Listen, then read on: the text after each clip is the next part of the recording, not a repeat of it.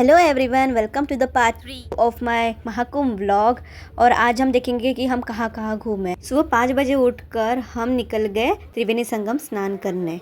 जैसे ही बाहर निकले हमें ऑटो मिल गया था। ऑटो पकड़ के हम त्रिवेणी संगम के घाट की तरफ निकल दिए, पर भीड़ बहुत बढ़ रही थी, उसके कारण ऑटो वाले ने हमें आधे में ही रोक दिया। वहाँ से हम पैदल चलने लगे।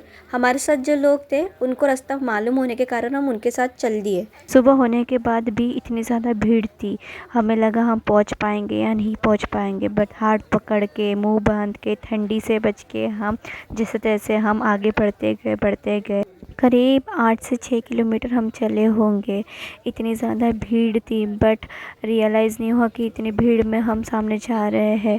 हम थोड़ा आगे गए, वहाँ पर हमने अपना स्पॉट डिसाइड किया कहाँ पर हमें हमारा सामान रखना है। ठंडी बहुत थी, फिर हमने एक जगह पे हमारा सामान रखा। वहाँ का दृश्य इतना अच्छा था कि बताइए मत। इतनी अच्छी हवा चल रही थी, इतना सुंदर नज़ारा था। सब जो भक्त थे वो त्रिवेणी संगम में स्नान करने के लिए आए हुए थे।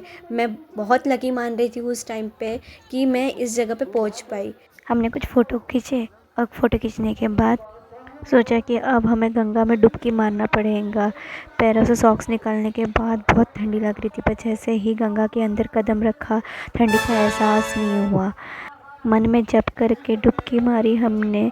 कुछ 2-3 वीडियो निकालने के बाद गंगा से बाहर निकालने की इच्छा ही नहीं हो रही थी। जैसे जैसे हम गंगा के बाहर निकले और फिर ये मोमेंट बहुत अच्छा था। सूर्य उदय हो रहा था, इतना सुंदर दृश्य था, फ्रेश हवा थी। भगवान को पूजा करने के बाद हम हमारे टेंट के तरफ निकल पड़े। भीड़ होने के कारण हमें दूसरे रास्ते से जाना पड़ा। धीरे धीरे भीड़ बढ़ती ही जा रही थी।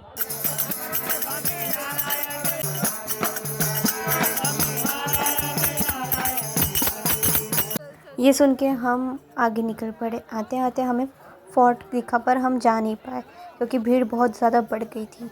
फिर फोर्ट के सामने में जस्ट हनुमान मंदिर भी था, पर हम हनुमान मंदिर भी नहीं जा पाए। तो थोड़ा ही आगे जाते हुए हमें दिखा डिजिटल कुंभ, जो कि वायरल बहुत ज़्यादा हुआ है। कुछ 50 रुपीज़ उसकी टिकट थी। फिर वहाँ पर हम गए। बहुत सही व्यू था और वर्थ इट था। 50 रुपीज़ मतलब पैसा वसूल। फिर हमें सागर मंथन का ये जो स्टोरी दिखाई, फिर हम ये सब देखा। शो देखने के बाद हमने डिजिटल कुंभ एक्सप्लोर किया। बहुत अच्छा था, वहाँ पर सब कुछ इतना वेल ऑर्गेनाइज था कि पूछो ही मत। हमने दिए भी अर्पण किया। देखो अभी मैं दिया अर्पण करूँगी डिजिटली। ये देखो, ये मेरा दिया बन गया, ये मेरा दिया बन गया।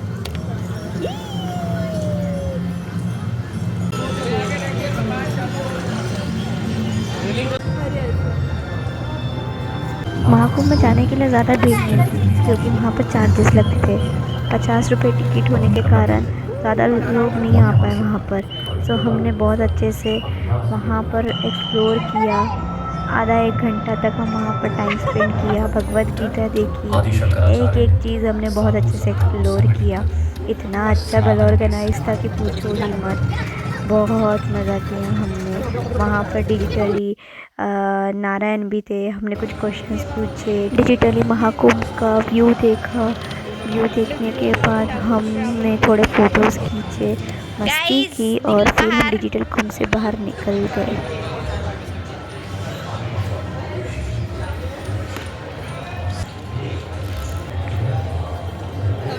डिजिटल कुंभ देखने के बाद में हम हमारे नेत्र कुंभ के टेंट की तरफ निकल पड़े।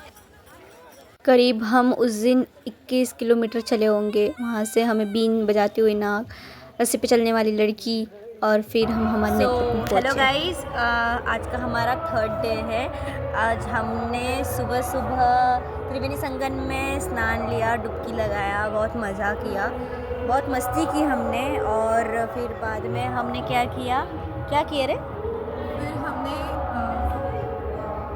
वो भी सोच में पड़ गई।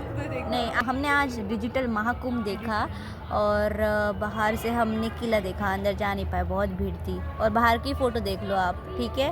आपको घूमने आना होगा तो फिर कुंभ जब नहीं रहेगा तब आना फुर्सत में, ठीक है? और हम बड़े हनुमान जी नहीं गए, पर हमने डिजिटली दर्शन किए।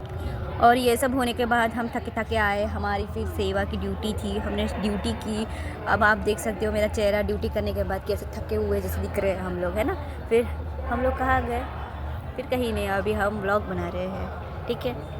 फिर हमने खाना खाया। खाना खाने के बाद हमें कॉल आया कि बाहर ड्रोन शो चल रहा है, तो हम बाहर जाके देखा तो क्या लाइफ बॉय की सिर्फ ऐड ही चल रही थी। वो देखने के बाद फिर हमने सोचा कि जैसे निकल ही गए हैं तो हम दर्शन कर लेते हैं। फिर ये करोड़ों से बना हुआ रुद्राक्ष के शिवलिंग के हम दर्शन लिए।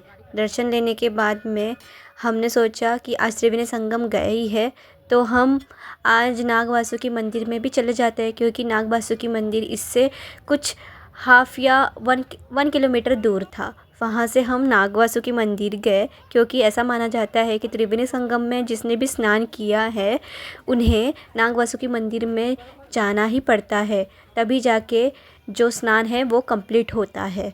पर जब हम निकले थे हमारे टेंट से बाहर तब कुछ 9:30 बजे थे। हमें लगा नाग वासुकी मंदिर बंद हो गया होगा, बट हम जाके देखे तो नाग वासुकी मंदिर चालू था। ऐसा बोलते हैं ना, बुलावा आया तो कोई कुछ रोक नहीं सकता, सेम लाइक दैट। हम आए, भीड़ भी बहुत कम थी और अच्छे से हमारे दर्शन हो गए। फिर हमने कुछ वीडियो निकाले और फिर आप जैसे कि देख सकते हो पीछे में कितना सुंदर दृश्य था। वो मैं शांत बैठी रही और वो थोड़ी देर शांत बैठने के बाद मैं वीडियो लिया और फिर हम हमारे टेंट की तरफ निकल पड़े। तब तक सुचिता अपने घर वालों को वीडियो कॉल पे मंदिर दिखा रही थी और मैं यहाँ पर वीडियो निकाल रही थी। बहुत सुंदर व्यू था, बहुत सही। मतलब आप देख सकते हो कि करोड़ों में लोग आए थे और ये जो तारे जैसे चमक रहे थे वो टेंट था। बोलते हैं नाग वासुकी मंदिर में आने से नाग दोष या सर्प दोष भी चला जाता है, तो जिसे भी सर्प दोष है वो यहाँ पर आ सकता है। गाइस बहुत भीड़ है, सोच रही थी वीडियो निकाल लूँ बट पॉसिबल ही नहीं हो रहा। आप क्या करें, देखते हैं अभी, है ना।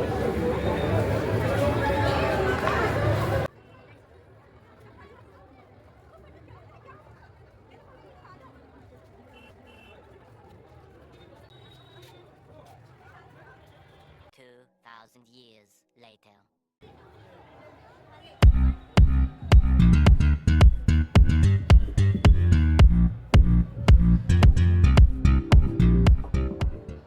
ये सब होने के बाद हम बाहर में फ़ोटो खींचे और फिर हमारे टेंट की तरफ निकल पड़े। जय श्री राम बोल के मैं यहाँ पर अलविदा कहती हूँ। पार्ट 2 आपने देखा होगा। लाइक और सब्सक्राइब करना मत भूलना।